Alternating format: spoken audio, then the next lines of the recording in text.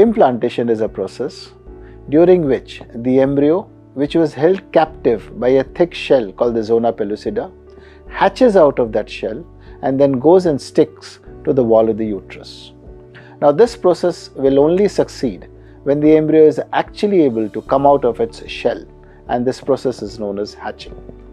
While it is expected the growing embryo will hatch out of its shell on its own, not all embryos are able to hatch out, especially when the shell is thicker than usual, or when the shell has actually become hardened because of our processes.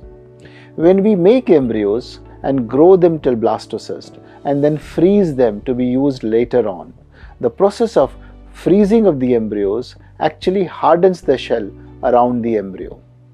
Sometimes, as a result of which, the embryo, even when it's good in quality, is not able to hatch out of the shell and implant, and we have failed cycles. So very often our lab people tell us that while the embryo is looking good, the shell is very thick, and it's better to use some sort of a method to cut out a part of the shell so that the embryo can come out, and this is known as assisted hatching. One of the methods of allowing the embryo to come out of its shell without causing any damage to the embryo is by using laser.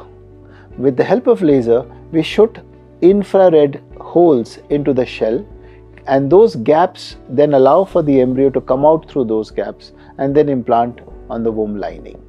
This whole process is known as laser assisted hatching. While we do not recommend this to all our patients, it may be of some help where the zona is looking thicker than usual, or when we have failed cycles in spite of having rather good looking embryos in the past. Think about this when you're discussing your possibilities with your IVF doctor.